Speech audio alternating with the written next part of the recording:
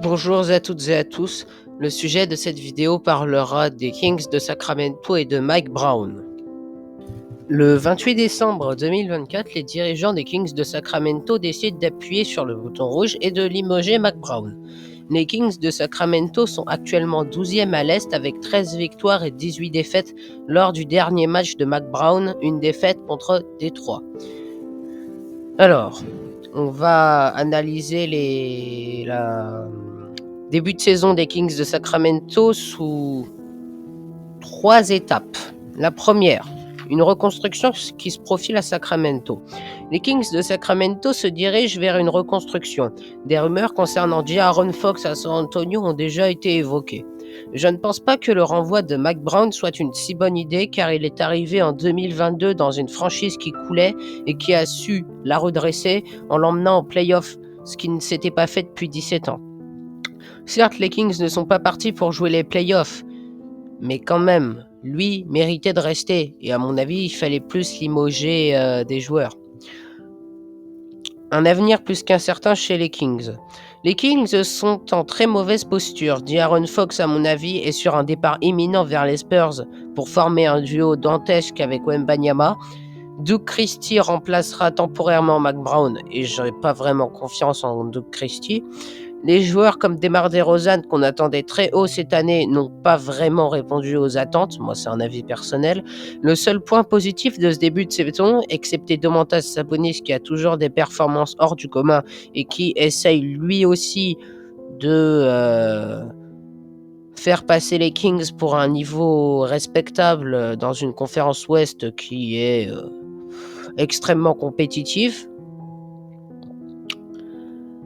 Mais il y a aussi les 60 points de Sweepa, De'Aaron Fox.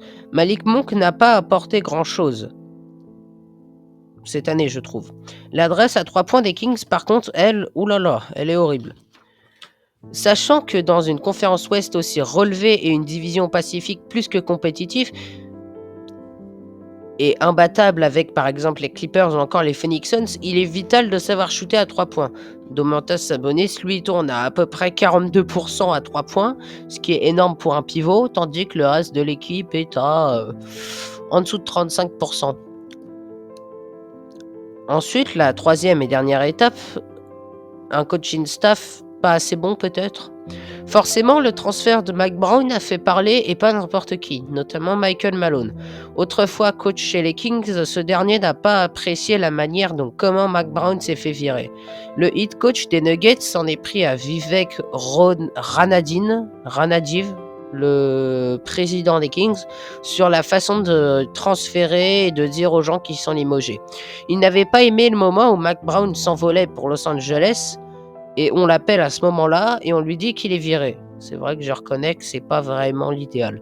D'autres head coachs comme Jamal Mosley se sont exprimés sur son renvoi. Il mentionnera: il a enregistré un bilan de 107 victoires pour 88 défaites lors de son passage là-bas.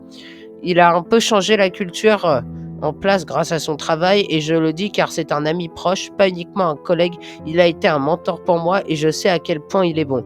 Rick Carlisle, lui aussi, s'est exprimé en disant: j'ai eu le privilège de travailler avec Mike quand j'entraînais à Indiana la première fois. Il finira en disant qu'il était choqué de cette décision parce qu'il aura vraiment aidé les Kings et qu'il le trouvait vraiment bon.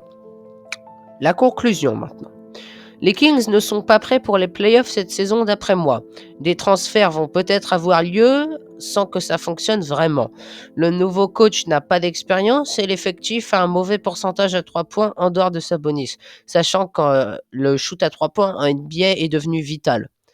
Donc je pense que les Kings cette année vont, à mon avis, finir comme des équipes que j'adore moi personnellement, comme les Brooklyn Nets, Peut-être des équipes comme, je sais pas moi, Charlotte, parce que ils n'ont pas vraiment de pierre angulaire, de personnes sur qui s'attacher. Bon, c'est la fin de la vidéo. N'hésitez pas à vous abonner. Au revoir et à bientôt.